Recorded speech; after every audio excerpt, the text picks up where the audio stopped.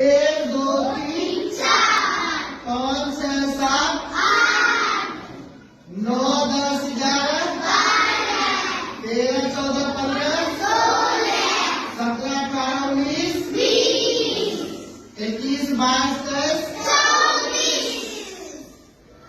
23 25 26 27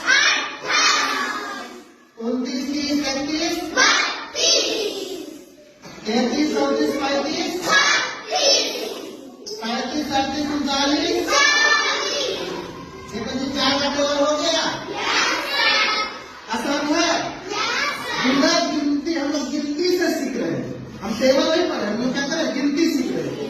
1 2 3 4 6 7 8 9 11 12 13 और ये कितना है 16 17 18 19 21 22 23 24 उसके बाद 26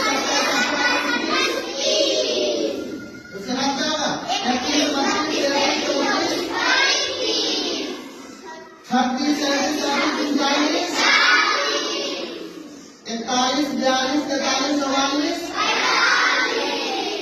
46 47 48 49